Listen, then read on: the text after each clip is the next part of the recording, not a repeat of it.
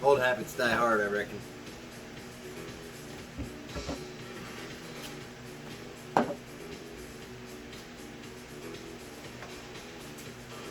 What are we going to get into today? Well, here's a seldomly talked about topic. That is how to load a black powder pistol. Not just any pistol, a 1858 Pietta Civil War replica.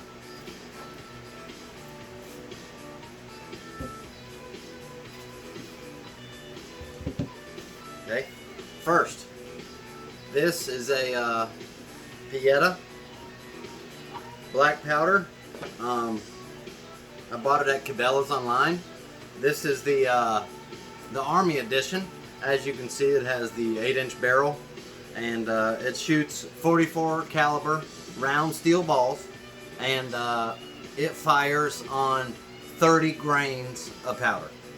And so we'll get into some of that. This one's actually loaded, so just a little bit of action. It's a single action, so that means you have to pull back the hammer on every time you fire the gun. So right now it's loaded and ready to go. There's nothing this direction but a van. Don't never point a gun, loaded or unloaded, at anybody. Okay?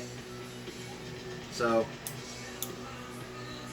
I like to turn it just a little bit, and if you look here, on these compression caps, in between them there's a slot to drop the hammer. And so I don't remember how many of you guys have owned the old cap guns, but these guns fire just like those cap guns. When you know the little toys, you'd squeeze the trigger on the silver plastic one, and it had that little red cap, and when the hammer hit it, it went pow. Same principle here. It has the caps, and all they are is a sparking mechanism, and when the cap gets suppressed, it fires spark into the bullet housing and ignites the black powder. So, which brings me to my next point. These guns must be kept once loaded, and I recommend keeping them unloaded also, out of moisture kind of areas. This gun gets wet, it won't fire. This isn't a Glock. And so that means, you know, if you leave it out in a building somewhere with high humidity and it's out there for months, then you know, if moisture gets to your black powder, when you squeeze the trigger, it will not fire. So this brings me to my next item here. This is a empty Sheriff edition, and if you'll notice, the Sheriff edition has the shorter barrel, which I like for maneuverability, capability. You know, I feel like Clint Eastwood swinging around that huge, you know, long barrel gun. I prefer to carry this one. Let me just go ahead and say that if you got in trouble like I did, then I can't own a regular firearm or a gun. Thankfully, this is not a firearm. This is a antique. So, and that's the way the law looks at it. I purchased these pistols online. I checked the box that said I was 18 years old, and that's all they wanted. They just wanted on Cabela's.com. They just wanted to know that you're 18. So if you're 18 years old, felon or not felon, you can purchase these. You can purchase these antiques, because that's what they are. So let's get started here. These guns, thing I like about them is many of you heard of the term muzzle loader, and that's just this. Here's the muzzle of the gun, and that's how you're going to load the gun. And so this here, you pull this down. This is what would be known as the ramrod. If you're immature, then you may think that's funny, but this is a ramrod here. As you can see, it slides down into the cylinder and compresses and compacts whatever's in there. So, but you have to drop that down in order to remove the pin. So you slide the pin out, then you half cock the gun, and bam, the cylinder comes out. So here I have a cylinder now. It's empty. One thing you need to check when you have an empty cylinder is you'll see these round holes. That's where the caps are going to go. But you want to go ahead and look through the light and you want to go ahead and spin this cylinder and make sure that none of your holes are clogged. Because obviously if they're clogged, once again, the gun won't fire. Let me just go ahead and say one of the most important things about owning and using a black powder muzzle loader revolver is cleanliness. If you don't keep this thing clean, when you pull the trigger, it won't fire. So that's one of the downsides to these, is that after, if you fire one bullet in the chamber, you might as well go ahead and fire the rest of the 5 so you can take it apart and clean it. This isn't a shoot a gun, shoot this once, put it back in the holster and let it sit kind of gun. If you shoot it one time, it needs to be clean. So if you shoot it once, you need to just go ahead and finish shooting all of it and then clean it and reload it. So here we are at the reloading stage. This has already been cleaned and everything, so we're ready to go on that part. But this gun can always be lubed. It can be taken apart down to the trigger mechanism and everything, and you just keep it well oiled and all that. You won't have any problems. So now, moving on ahead. What we have here is this is called Pyrodex. This is muzzle loading propellant. You need special kind of smokeless powder to load in a gun. You don't want to just put any old kind of black powder. There's special stuff that you need to buy. And so here's that.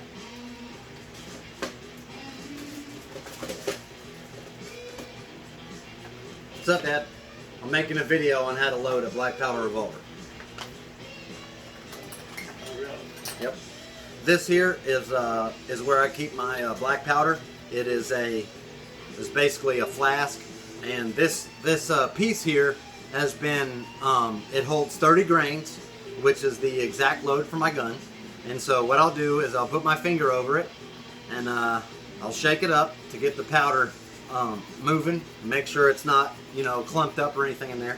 And what you'll do is you'll put your finger over this, and it may take you 2 hands or you may can do it in one, and then you'll flip this upside down and then you'll let go of this. And so now whenever I move my finger, there's 30 grains of black powder in the tip of this.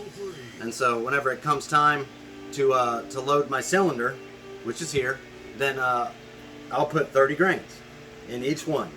And so something I like to do is I like to really pay close attention to where I'm starting, because you do not want to double load these. You want to make sure you just get 30 grains in each one.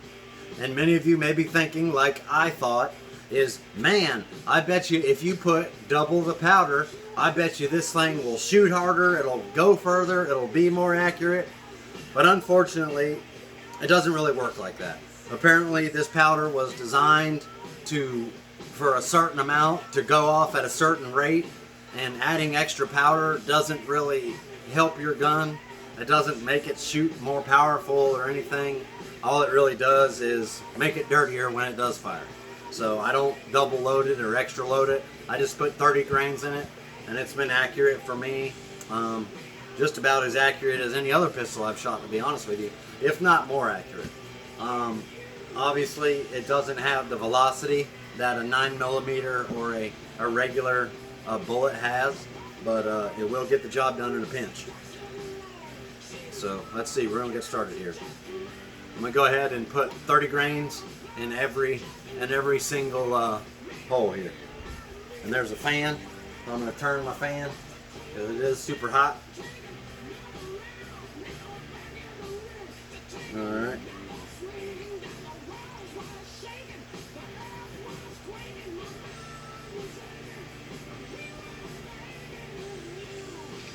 All right.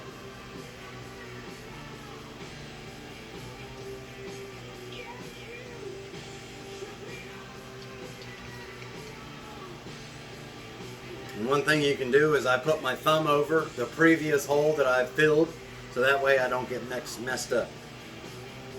And you can see down in there if you need to. So something I always do is whenever I add the powder here, then I'll tilt this thing back upright and then close the hole and make sure that I have a full load of powder in there. And then whenever I do that, then I just go ahead and pour it in and move on to the next one. Alright. Release the button while it's upside down, then flip it up and you'll have a full cartridge. 30 grains. Keep in mind, these 30 grains are specific to 44 caliber pietta guns. I don't know. I'm not going to sit here and tell you that that's not the charge for other guns, but I just can't confirm it. So.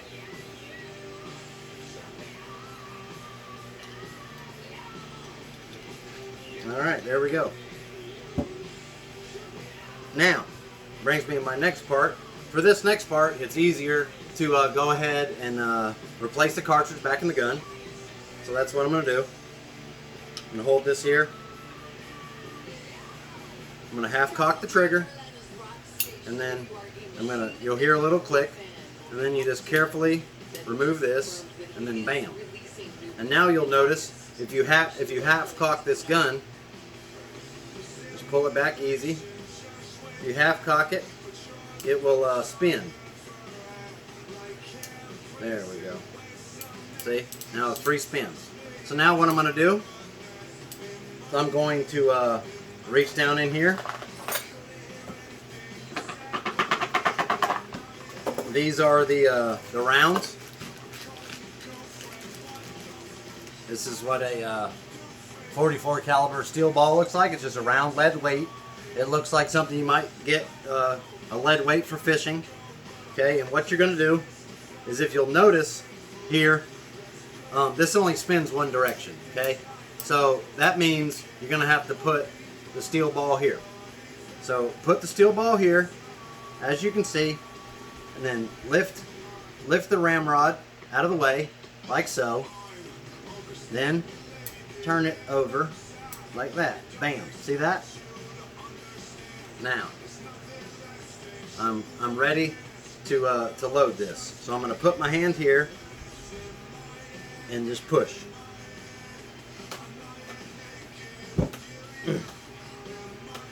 Go ahead and make sure it's seated good, and bam, that's the first one.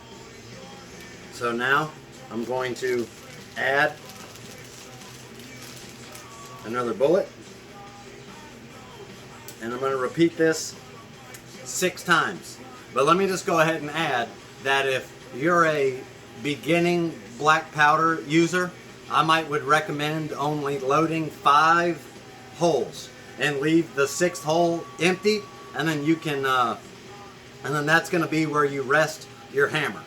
You're going to rest it on an empty chamber, and that, you know, that's just for maybe added safety or something. Or you can store your gun where if somebody were to accidentally squeeze the trigger, it's going to rotate and the hammer's going to slam on an empty chamber. So you can either rest it on the empty chamber, or you can leave it to where after a single pull of the trigger, it's going to hit an empty cylinder. So it won't fire, it'll just go slap, and it'll be a little bit of a warning. But the only problem with that is you need to remember you did that because if you need to use the gun to protect yourself, you'd hate to have time to get one shot off, and it is a shot that doesn't go off. So here we are again, back at this. Let me just go ahead and say there's no danger of this gun going off without a sparking mechanism. So without the compression caps or me being around the fire, there's no damage. There's no danger of this gun going off. So I just did it one way to show you how to do it, and now I'm just going to quickly load the rest of these.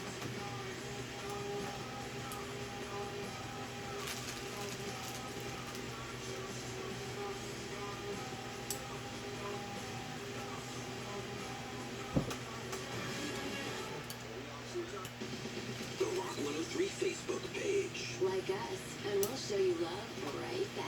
Carolina's Rock Station loves you back. We're Rock 103.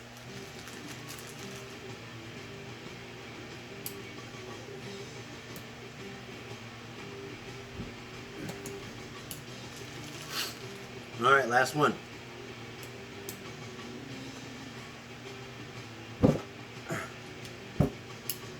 Alright. Now you'll see these little rings. They're from the lead. It's just a tad bit for the cylinder. So when you smash it down, it leaves a little ring. And I just kind of try to get them out of the gun. Because what will happen if you're not careful is they'll obstruct whenever you squeeze the trigger and the cylinder's trying to turn. If it falls down in there, it'll obstruct it and obstruct the hammer, and you just won't get a smooth, 6 bullets. And you see how long it took me to start sweating when I moved that stinking fan. It's ridiculous. So now I'm going to leave the hammer half cocked, and if you look, much like a regular pistol, there's a little slot here. Normally this will fold out of the way, and that'll be either how you load it or how you eject shells. And but this here, that's actually a little indention for your thumb to be able to press the compression cap on. So here we are. I got some Remington number 100. Or I'm sorry, I have quantity 100 of number 10 compression caps.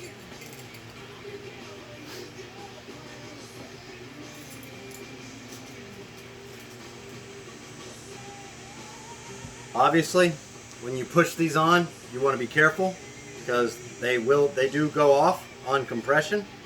But so you just need to just push it on there with your finger. It doesn't need to be slammed on there really hard. And then you just spin it to the next one.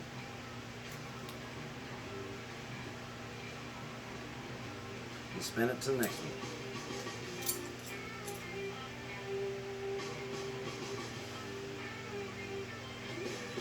And spin it to the next one.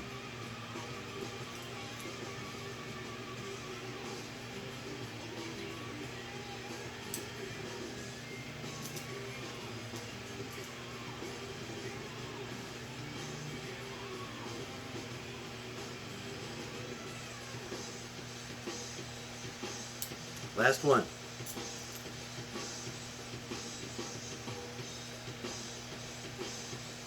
Alright, now this hammer is half cocked. That means I need to be very, very careful as I'm releasing it. So I'm going to pull it back. I'm going to turn this to where the hammer is going to come down on an empty space in between the compression caps. Bam. There it is.